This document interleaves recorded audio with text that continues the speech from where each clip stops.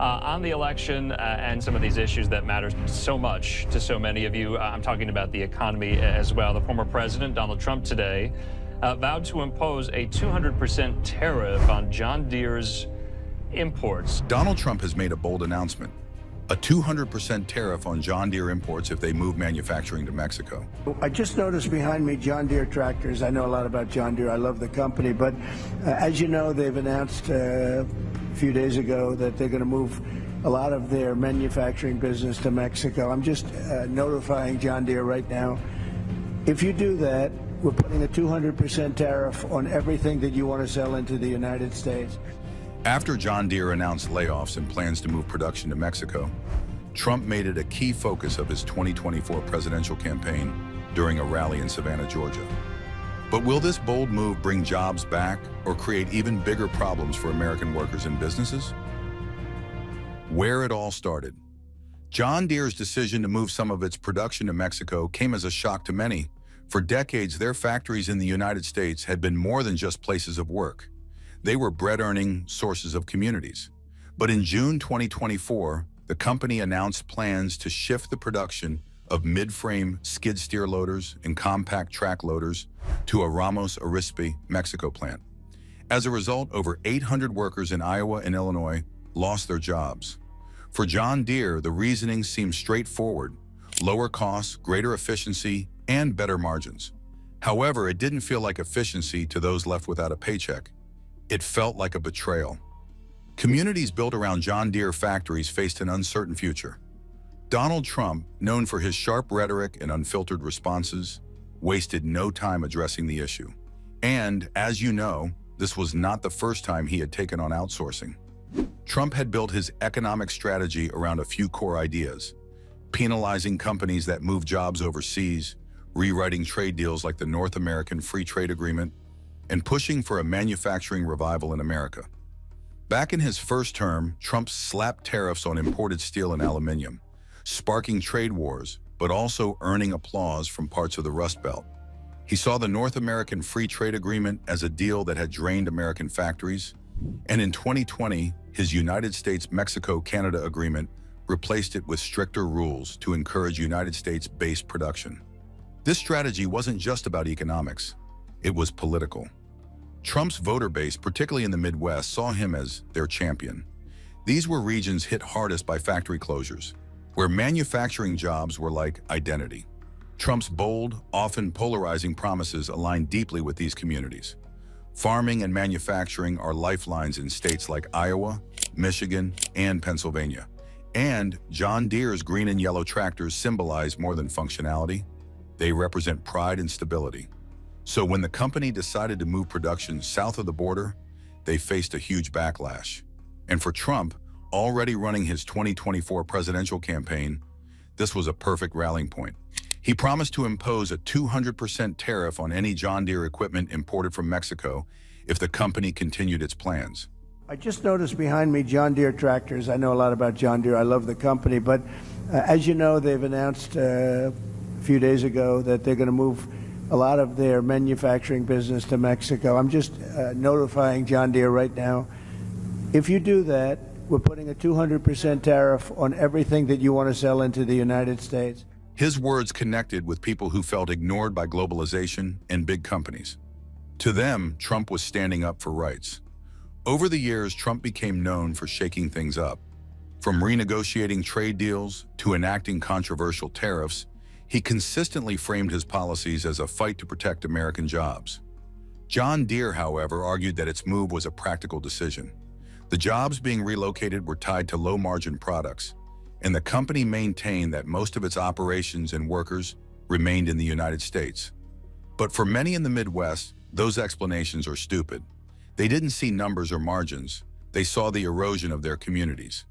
The tension between Trump's economic vision and the realities of global manufacturing played out in real time. On one side were workers and voters who believed Trump's policies could reverse decades of outsourcing. On the other side were businesses like John Deere, surviving a complex global economy where cost-cutting often dictated survival. This conflict is beyond just economics. It was about trust, values, and what it meant to be an American company. For Trump, it became another opportunity to amplify his message of putting America first. Can a 200% tariff really change corporate behavior?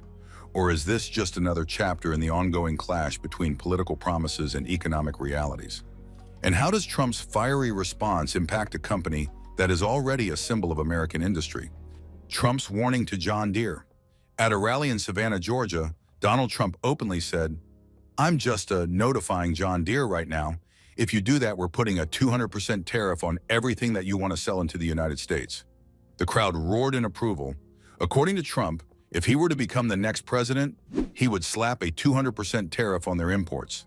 Not 20%, not 50%, a full 200%. It was bold, blunt, and classic Trump. The stakes were high. John Deere isn't just any company. It's an icon. Their green and yellow tractors have been synonymous with American farming and hard work for generations. But why was Trump so fired up about John Deere? It's simple. Their decision to shift production south of the border clashed with everything he stands for. Trump's economic philosophy is built around the idea of keeping jobs in America. His playbook is clear. Companies that outsource jobs get punished. Those who bring jobs back are rewarded.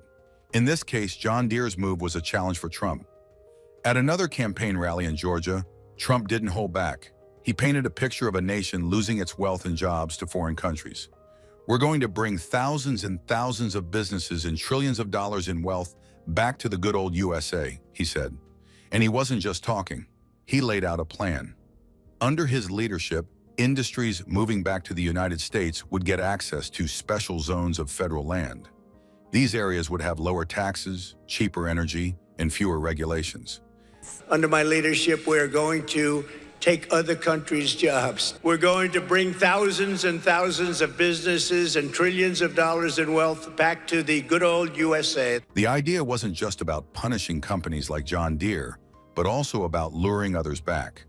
Trump's vision was clear. If you need land, we'll give it to you. If you want to escape endless red tape, come here. It was a carrot and stick approach. For many, it sounded exactly what America needed. But John Deere was a particularly sensitive subject.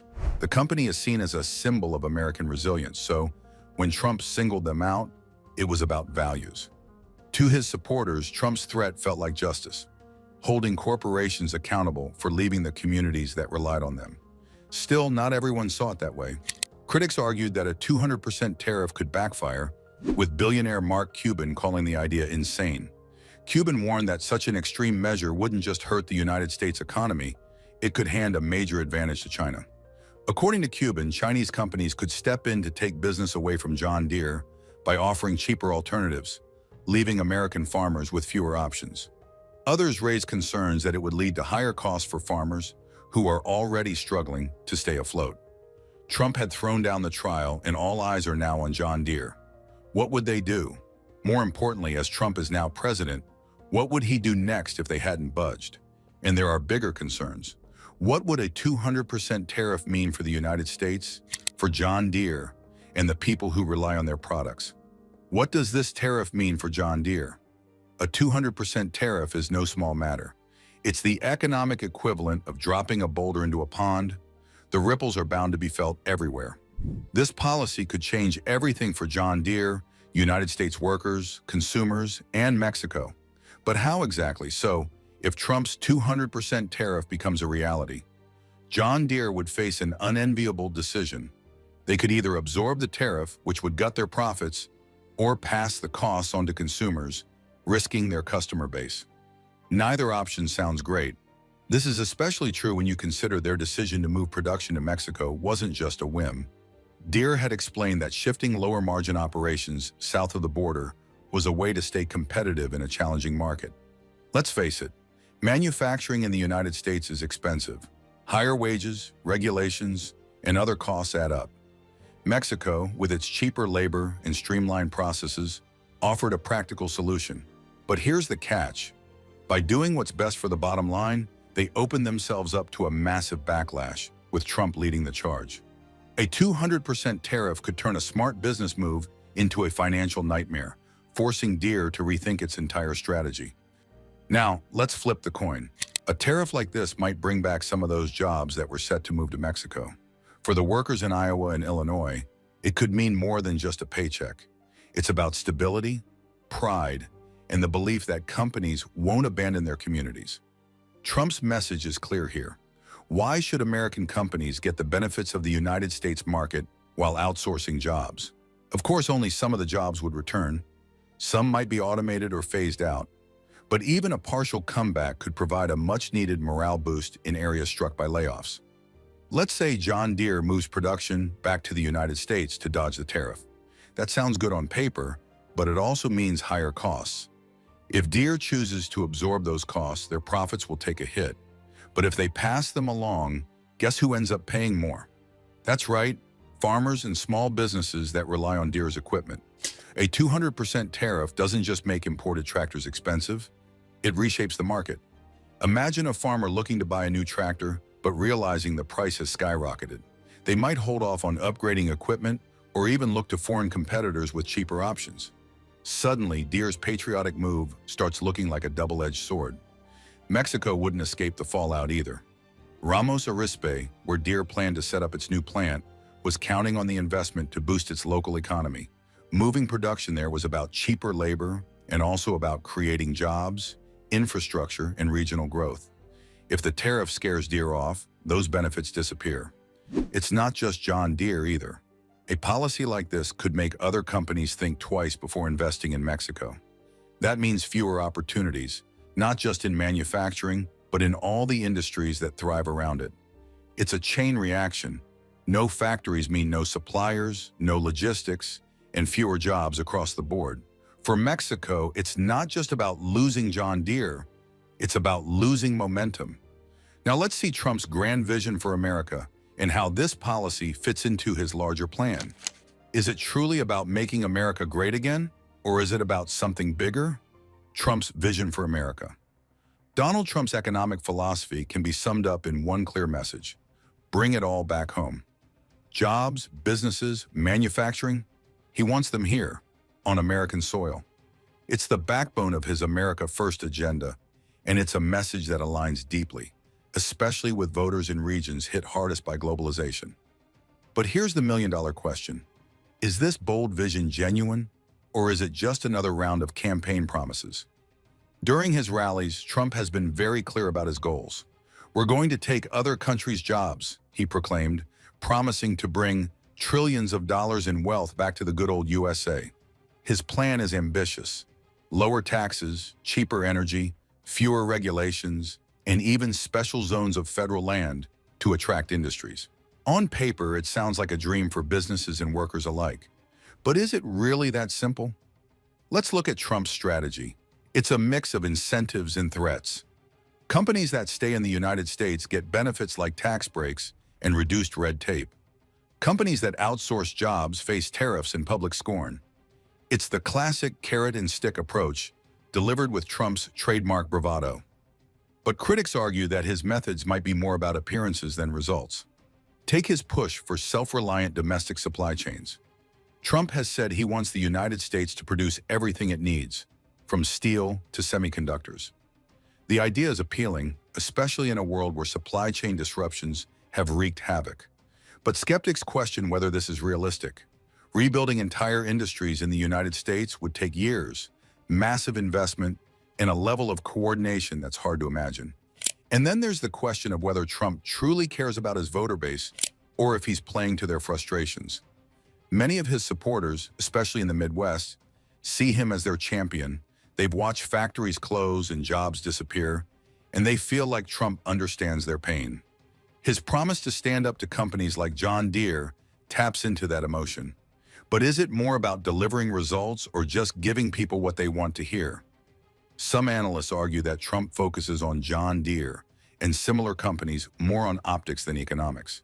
He creates a narrative that's easy to sell to voters by targeting high-profile brands.